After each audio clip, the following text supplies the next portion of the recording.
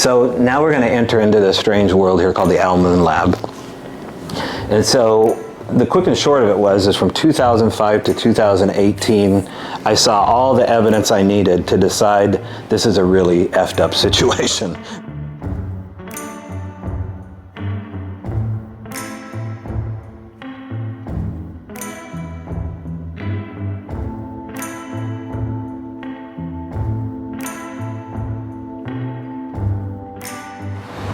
Allie, what are we doing today? We are in the city of Port Townsend and giving a Bigfoot talk at Sacred Portal Metaphysical Shop.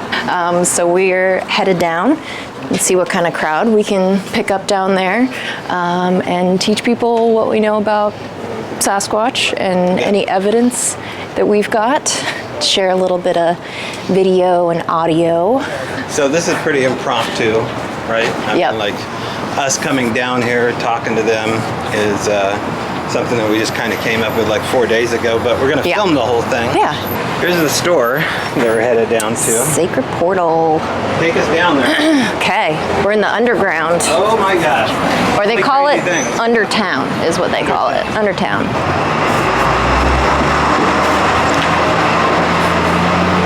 It's actually pretty cool down here.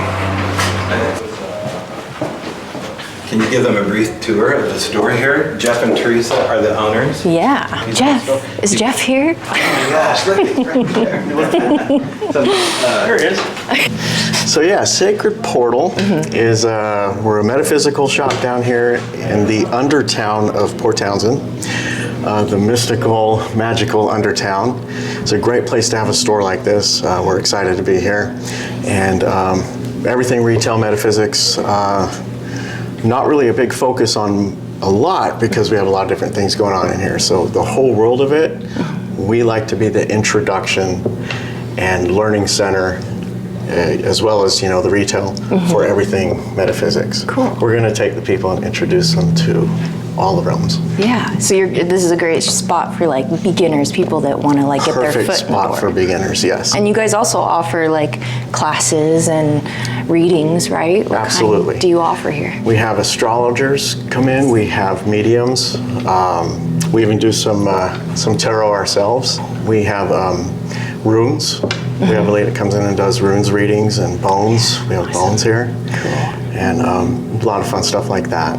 Classes, you name it, we're going to have a class on it. Especially my favorite is Introduction to Metaphysics. Just getting people in the door, like I said. And I also enjoy the soul journey and how the soul works. Nice. So those are my two favorite subjects. Is there like a specific like general definition for the word metaphysics or? Metaphysics is everything around us that we cannot see. Okay, we have the visible light spectrum, and then you have everything else. Cool. Okay. I like it. Yeah. Thank you. You're welcome. Thank you. You have people that come to your back room. Can we show them a little bit about what you have going on? Because you just had your medium check out for the day, but he had scheduled meetings, right? Yes, or he readings. has pre-scheduled and then walk-ins. We do a lot of walk-ins. And this is our reader's room back here. It also doubles as the back, so if you see any messes back here, this is our back room, but it is also our reader's room. And so this place has got the vibe back here. It does, too. Yes. Yeah, totally. Especially up in that corner, right up there is probably the most vibey. We picked up some stuff on infrared, and we've had a coven in here check it out. Everybody points to that corner. So I'll be darned. Okay. Yeah. So good stuff. Wow. And then I think Allie got a impromptu reading today. And then of course you have a little bit in here dedicated to ET. We sure world. do. And this section are ET, UFO, and Bigfoot sections. We're going to grow those. Okay. And paranormal too. So those sections are going to be. I wanted to direct people to your mother's artwork. This is your mother that you said did this stuff, right? Like this is amazing art up here. That's correct. Yeah. And she just is generating this stuff here. She's kind of figured out the algorithm, we'll say, in order to get like the perfect Bigfoot shot here. I mean, that really looks like a photograph Yes, of a Sasquatch. her and my stepdad have been working for ever since the term AI came out. They've been just enthralled by that and have taken it on, by storm and just spent their retirement time just actually figuring out how to do those prompts and perfecting it. So he passed away sadly in October, and some of the artwork is his, but she has taken on, just kept going with this and has created some beautiful things. Yeah. So. Well, I see a Squatchin shirt here. I'd rather be Squatchin. So 2 of them, nice. So you guys are here to hear about Bigfoot? We are. Yeah. We're just doing like a little warm up. Sure. So I'm going to be the guy yapping. My name's Tobe Johnson, and this is my girlfriend Alicia. And of course, Jeff Nettle owns the store here. And so, what's your experience with Bigfoot? Do you have one? No. No? Wannabes. You are? Yes. Okay. You're in the right spot. Have you lived up here for a while? About 5 years, and we go out to hoe, and that seems to be the perfect hiding spot because you never see them out there with all the moss and the cedar trees, and that'd be a great hiding spot. So do you live in Port Townsend Port- proper? Yes. Yeah. Okay. Maybe we can set you guys up with a little walk with Alicia and I, and we can go have an experience. Yeah, that would be fun. If you'd be interested, we're not too crazy. I grew up in the little town of Springfield, Oregon, home to The Simpsons.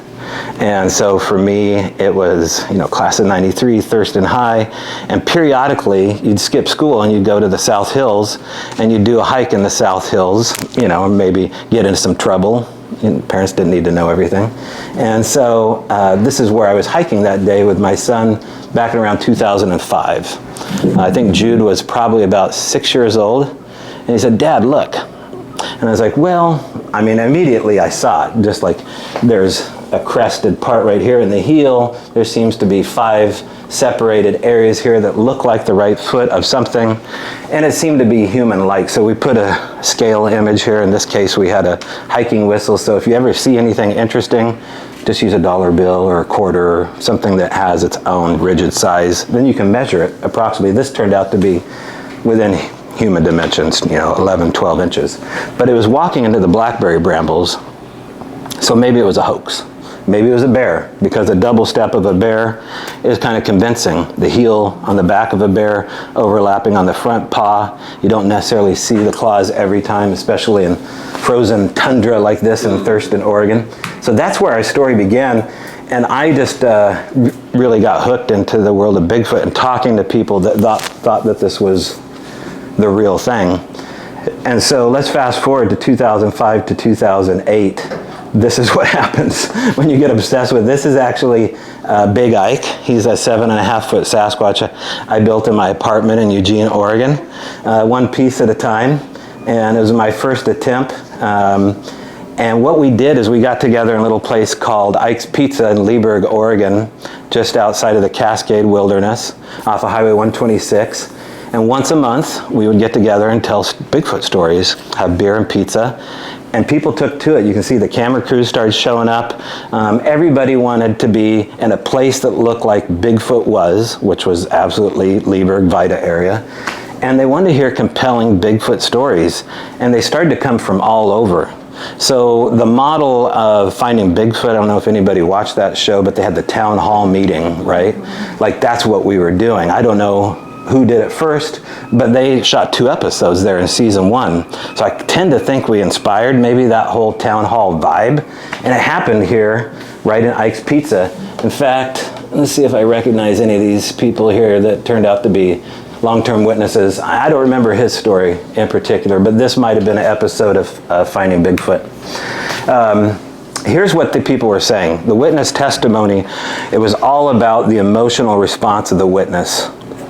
Now, as we progress here talking about Sasquatch, we're going to go into the world of the supernatural because, the quick and short of it is I don't believe this is a flesh and blood phenomena. I've been looking at it too long, and there's too many pieces that don't add up for it being flesh and blood. Mainly the physical evidence. This is so fleeting. Because yes, there is a physical evidence left behind. These handprints are certainly physical.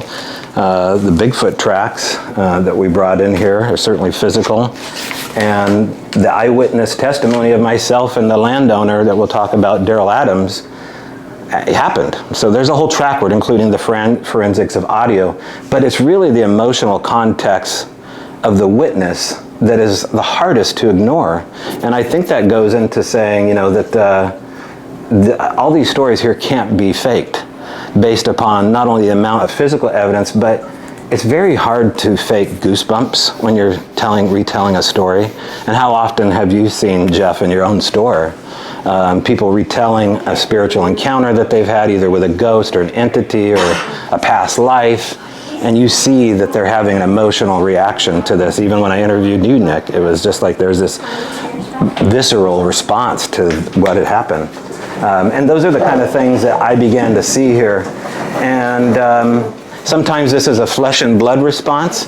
Sometimes this is a supernatural encounter. So the people that think this is a flesh and blood connection to Bigfoot have a flesh and blood experience. They have a roadside crossing for 3 seconds, and they just see an 8-foot primate man, or sometimes very monkey looking, primate looking.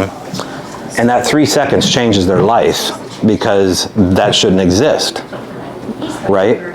But it's a flesh and blood response. Well, what happens if you have a 3-second sighting and the Bigfoot turns into an orb? Okay, these are the kind of stories here that I gravitated to early, because it was really the lights and the orbs and what the UFO culture calls plasmoids, right? And so plasmoids is a fancy word for the DoD to describe orbs.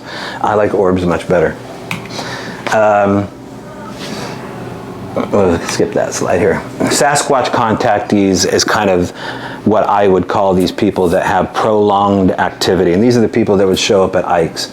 And they basically tell me that, you know, the experiences they were having were very intense, and that they would come to their house or their property and share these prolonged experiences. Well, just think of this like from Jane Goodall's level. Like, how did Jane Goodall and Diane Fossey do it? Did they wait back at the Hyatt for the chimpanzees to come to them and deliver the data? No, they embedded themselves in their area where they were comfortable. And this is the same way it is with the world of Bigfoot, is that they seem to embed themselves on the edge of town with these people that I would say are mostly blue-collar people, not always, because there's a lot of retired white-collar people living on the edge of town too, especially here. And this is what I was seeing, is that their experiences, the contactees, seem to line up a lot with people that were contactees of the UFO stuff, and especially the ghost stuff. Let's go back to 2003, 2004, when I talked to my first Native American, a gal by the name of Esther Stutzman. She was a Kalapuya elder. Her discipline was the oral traditions of stories of the Kalapuya wilderness. And she basically pulled this young white man aside and said, listen, what you're about to do, you have to give reverence to, because you're not talking about just a monkey. Like, you shouldn't even say the word Bigfoot. It's the wrong time of year to do it. And so I had to wait like 6 months to get an interview with her, and she's like, okay, now we can talk about Chichu Chippy. And I said, what? So there's over like 200 names for what Bigfoot is, and just by me down here in the sacred portal saying that name, like, it's a bad idea for them, because not every Bigfoot is a good experience. Sometimes they're the other because they're meant to be the other. And so we'll talk about those experiences too. I have a question. Why was it the wrong time to talk about it? Well, according to what Esther relayed over the phone to me, is talking about a supernatural being like that, you have to give reverence to during, I believe it was the spring, and maybe I was talking about it in the fall. And so those kind of things are their cultural divide. Everything has a season and a time based upon where the stars are aligned and what the seasons are meaning to them spiritually. So everything means everything in nature, as to where us, it's just a date on a calendar to pay taxes. It's not that way for them. Sasquatch contactees include gifting, invisibility, UFO sightings, orbs, we talked a bit about that, and missing time.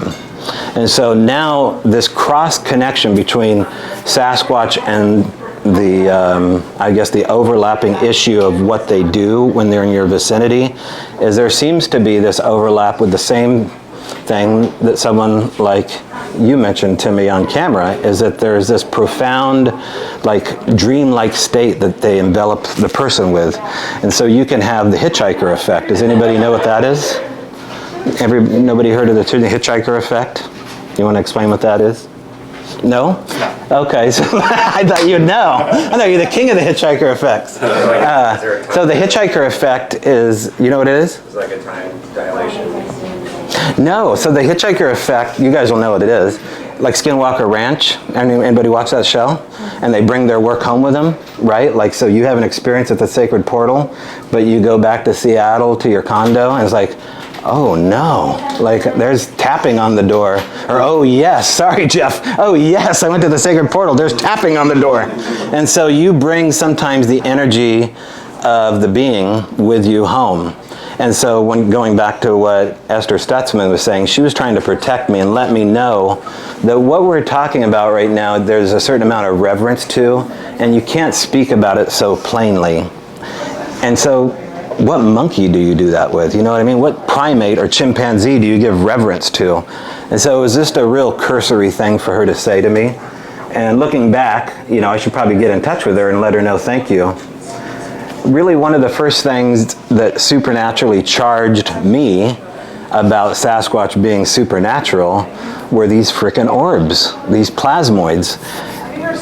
People were telling me right off the bat, just like, hey, by the way, you're gonna see the lights. If you go to that area long enough and stay the night, like I told you about Joyce, you're gonna see these lights. And these lights seem to be connected to the phenomena. Well, now, you know, here's an overlap issue with the UFOs, is that what we're talking about right now is tantamount to experiencing UAP or UFO activity.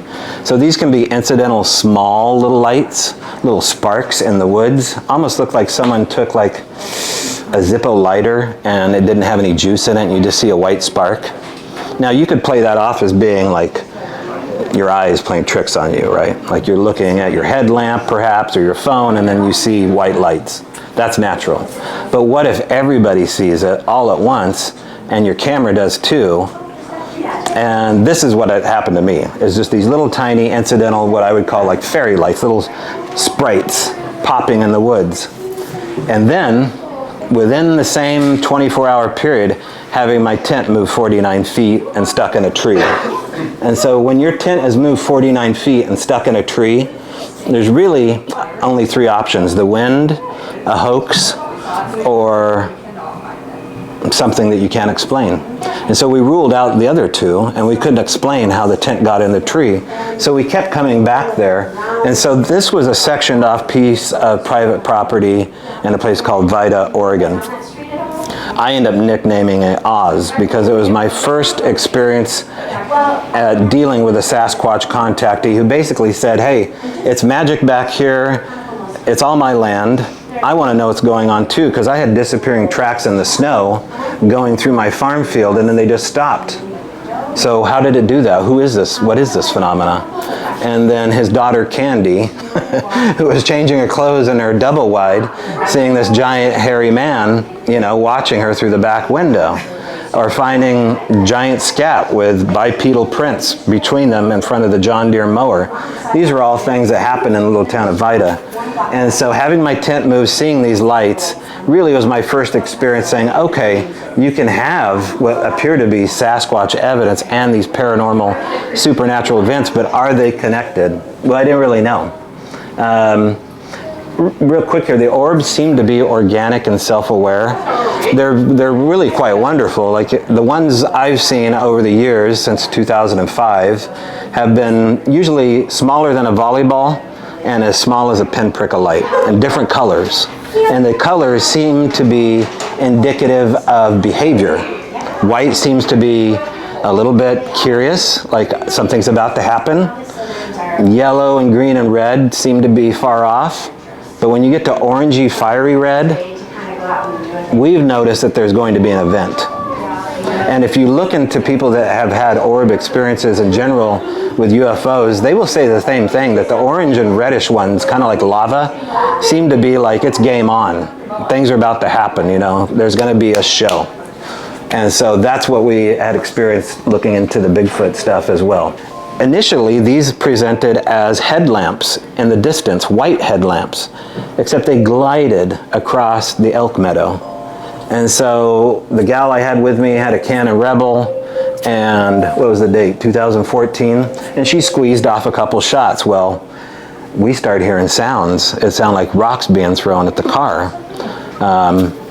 And so as the sun set, the lights got closer and closer. Now, what you're seeing here, this is this little place I called Oz. Now, this event here changed me for good. Because this is not an actual photo, this is a recreation. It's not even AI, like I found a shot, like, I think it was labeled the Star of Bethlehem. And that's what it, just like, if you were a wise man, you would have followed this frickin' light. Now, this was less than 100 feet away from me, from where my tent moved. I had a gal sitting with me. She was totally unfazed because she was one of the people that said, hey, one day you're going to see these lights. So if you saw that in the woods and you had somebody sitting next to you and they were unfazed, you would suddenly be a believer, right? Like in them and the phenomena. And so this exploded through the forest on 4 different stages, and it went lower and lower and lower without a sound. But this is like, pyrotechnic sized light with no sound. In fact, we were talking earlier about a vacuum. You got that sense when this event happens, when it's a big display, there is this condensed vacuum, almost like if you've ever been in a soundproof room and got a hearing test, that kind of uncomfortable stillness. And so that kind of stillness is, I don't know what that's about. Here's a stick structure with an EMS worker that was like this was on day 1. I took him to this area and we found that stick structure together. That's my buddy David. So here's the lights, right? So here you got one here, here, one in the background. This is near Priscilla's house. This isn't too far from an area called Hellhole. And so why is Hellhole important? Why do I mention that? Well, because place names got their name for a reason. Like this is closer to an area called Skookum Creek. And Skookum Creek is, of course, Skookum is the wild man word, right, for Sasquatch. There's over 200 names, that's one of them. And so how did they get these names? Nearby is another place called Baboon Creek. Across the road is a place called Hellhole, which is this giant, geological rift. So this is where you have your experiences, is you go to where the names are strange. Like Ape Canyon? Yeah, Ape Canyon would be a good place to start. And that story is absolutely true. If you go to Cliff Barackman's museum in Boring, Oregon, nothing boring about this museum, Cliff has an Ape Canyon display will blow your mind. And what happened on that fateful day is so forensically wrapped up that it's a true story. And if you don't know the story, you got to look it up. And maybe we'll do an episode about Ape Canyon and interview Cliff. Gifting is a part of Bigfoot's world. If you talk to any of the First Nations people, they'll talk about trading salmon or beads or supplies, basically sustenance or beautiful things, but mainly sustenance, tools, and food. And that's not necessarily what's happening with the humans that I know, is that they're getting inexplicable gifts and giant footprints left behind or a sighting. And so this comes from an event that happened in an area called Horse Creek near the town of Rainbow, Oregon. And the quick and short of it is that we found Bigfoot tracks, had Bigfoot activity, and a young man that needed a pair of shoes was given a pair of shoes. And they were actually his size. The laces were tied. They were left foot, right foot. They weren't there 30 seconds earlier. They had a mossy patina on them, and they smelled like a cave. And so the earthen patina is something that I saw time and time again with gifts. It is as though there is a Bigfoot goodwill right beneath our feet, and that they perhaps go to a campsite or perhaps they go to a dump. Who knows where they go, but they do go. And they're listening, right? Because this met a need. And this is something that we're going to get into here with this place in Cottage Grove, Oregon, called the Owl Moon Lab. This place changed me for good. Circumstances of gifting that can range from common to everyday items to rare, have an earthen patina, sometimes smell gamey. I think the word is dank, not Dan. Cave, rancid, odorless, generally small in size. They start off small. And I wonder if that's because they want to see if you get it. Because you can't help but imagine they're waiting for you to find what's happening. And if you clue in, like, what? This is out of place, or this is missing, or what's that? I just can't help but they're like listening and waiting on the tree line. Mostly shiny things. But you know, here's the deal, is to be fair, debunk. Ravens will do this, crows will do this, children will do this. So how locked down is your area? How well do you know the other variety of critters around your place? You got to know them quite good. And the more rule, the better, because then you can really lock it down. You know, you don't have someone from the park throwing a baseball, you know, and rolling behind your truck. Baseball was one of the gifts we got, by the way. And so earth and patina, right? Like this is one of the first things that happened on the property. 2018, I was going through a divorce and had a 15-foot Dutchman that I backed into my buddy's place. I knew where he lived. He described the circumstances of what was happening at his property, and he knew I was a Bigfooter. He certainly wasn't at the time, but he was kind of gifted. Like, I think that he was a sensitive and probably didn't know it. And so if you have latent abilities like that, like Daryl probably did, more experiences will happen to you. He had already lived in a haunted house, but he hadn't really experienced Sasquatch yet. And I said, do you know where you live? Like, you live on such and such road. Do you know what happens on that road? And he said, no. And I said, well, you're about to find out. And he goes, well, just come live here. Like, you're basically, you know, couch surfing right now. Back your trailer back here. And so I was working as a truck driver at the time. So I was gone a lot of times. But when I was back, I was chronicling everything. And I didn't know I was writing a book, but I was, right? Like this was the place where if I was gonna have a sighting, which I hadn't at that point, I'd seen all the peripheral issues, but I was about to have my whole world turned upside down. I didn't really know it yet. These are some of the gifts that were left, bobbers. Now, what's interesting about this here is the gifts that were left were connected to activities we were doing. So when we found the bobber, I was going fishing with Daryl, and this was sitting at the deck of my trailer. The bottom right-hand shot is Daryl pushing down on the canopy of my trailer a piece of firestone or fire agate, carnelian stone. Now these are close to the river. In fact, we were finding carnelian stones just to pass the time. We'd go up there and dig in the mud and bring back beautiful firestones, which are beautiful under the light. So did they see us doing this? Did they have a clue in on what was happening? What you're about to see here is a compilation of about 8 months worth of gifts that we could not explain. Now, if there was just one or two of these things, it'd be different. But these were set inside locked areas, including my kitchen sink, set inside Daryl's house in the middle of his rug in front of his TV. Things like giant stones. The toothbrush and the dinosaur, this little metal piece, all these places here were inexplicable spots where we'd find these things, and some of them connected to what we had just talked about. So as I scroll down here, you'll see that these items aren't just stones. They get bigger and bigger and bigger and more complex. This is a dead snake. We'll talk about that inside that Altoid box. A cell phone, a baseball. So all these things were, a lot of them were connected about things we had just spoken about. Let's go back to why this area was interesting. We found a set of tracks, 122 tracks actually in the lake bed. It was called the London Trackway. My son and I discovered it in 2012. This is why we knew that this was probably a promising area, because if this is a hoax, it's not only a really good one because they put the bony protuberance here on the outer part of the foot. It's called the fifth tuberosity bone, I believe.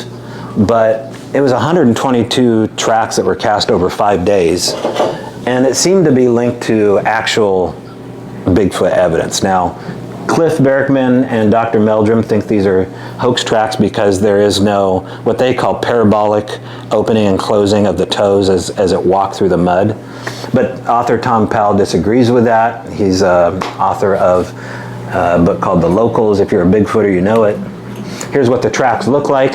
And so as I was explaining to Daryl, and he full knew about the London tracks, is that I was just like, a lot of people think these are fake, but this is 4.5 feet in the mud, and there really is no sign that anybody was walking along here to use like a rigid stomper, and you couldn't have done it running because they took a right-hand turn here without sliding, and so how do you run and do a right-hand turn at 90 degrees?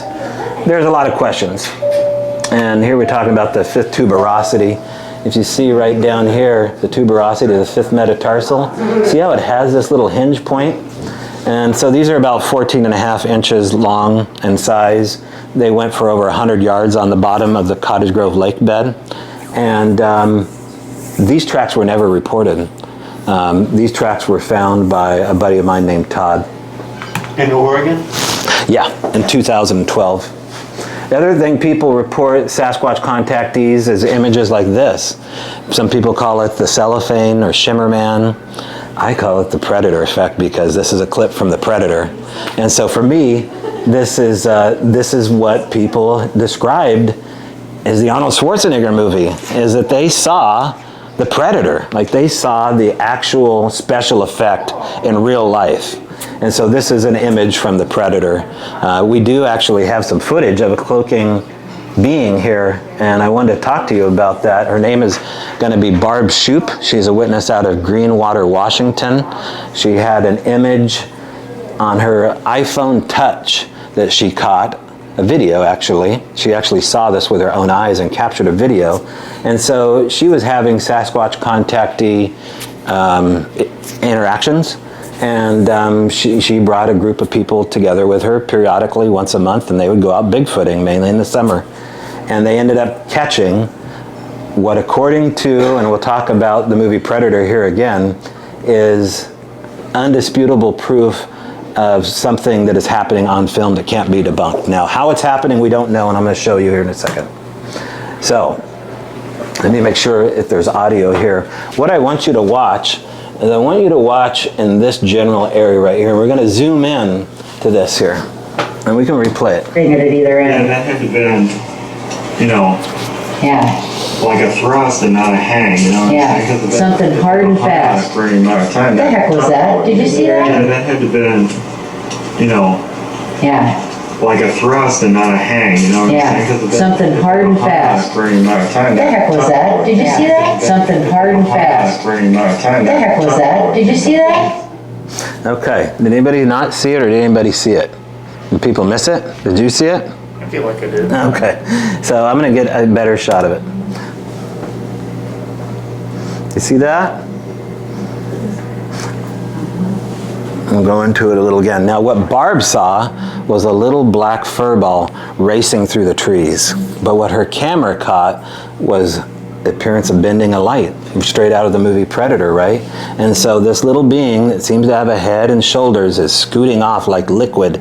This is the other thing that witnesses will describe is a boneless, almost jelly-like movement of Sasquatch, that they actually move like a spirit more than they do a primate. Now, they do have primate qualities where they brachiate through the trees, where they run on all fours, but most witnesses that see stuff like this, or even physical responses, like the footage we were talking about the other day with the whack-a-mole guys, it's a very jelly-like thing happening.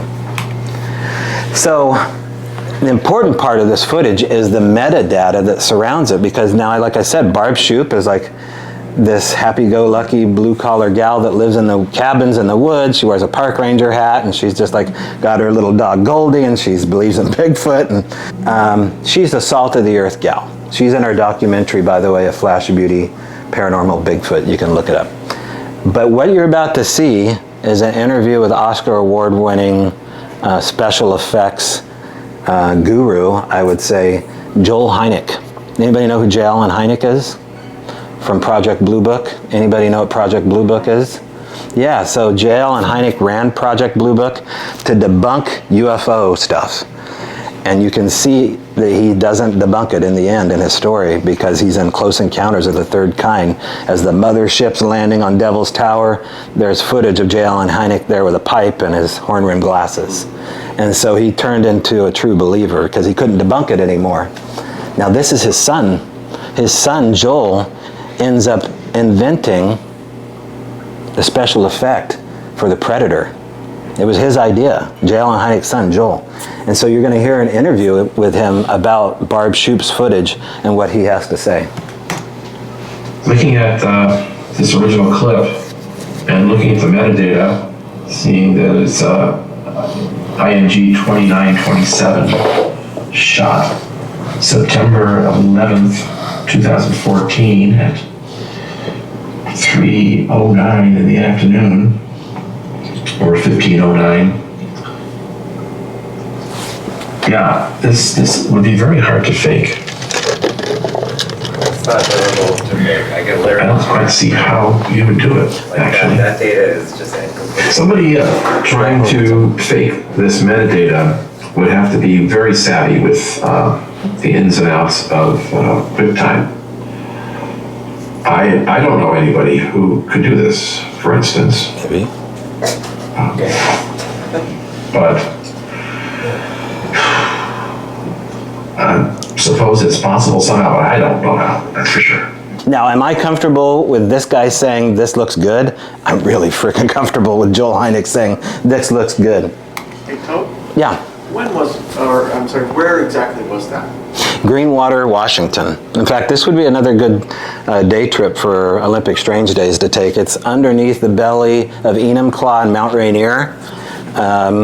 It's probably one of the most active areas I know is that back road past Mount Rainier through Greenwater out towards Yakima.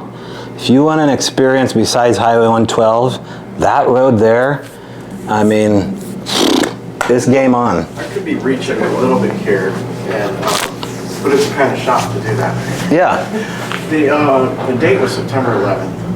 Oh, it was? I don't even remember. Yeah, it was totally on September 11th, 2014. So when I hear that, I'm immediately transported, to a different place in my mind, right? Yeah. So I'm wondering if energy has something to do with sightings. You're making me think a little bit here on dates and places and times. These things are happening all the time. Even when Allie and I are shooting the episodes, you guys know you have mastodon bones in town? Yeah, we just read that. Okay, so Allie and I said, well, let's go see these frickin' mastodon bones. They gotta be down here by the fort. Well, they are. They're right to the left of the lighthouse. And so as we're walking down there, filming our little GoPro stuff, we see this guy like, hey, you know where the mastodon bones are? And he looked at us kind of weird, and he goes, it's funny you said that. He goes, I was just walking down the beach here, and I was thinking to myself, I wonder if there's mastodon bones or teeth around here. And Allie said, well, what are the chances of him thinking that even? Like, we don't find a lot of mastodon bones out here. I think that might play into what you're saying, is it's like, we have this, well, here, sidebar. Okay, we're gonna do a couple sidebars here. We're talking about psychic charged moments here. We're talking about us all being connected. This is a toy, right? This is from my buddy Joe Hauser's Montana Vortex near Glacier National Park. And it's an example of hidden energy and how we're all interconnected. So you hold this, the other hand. Okay, you hold his hand. Okay, and then you hold mine. Okay, now break the chain. I'll hold my hand. So this is just a small example here. I mean, it's very rudimentary what's happening here. We're sending electrical current through a toy here. But people aren't comfortable with talking about hidden energies. You should sell these, by the way, right? Yeah, right.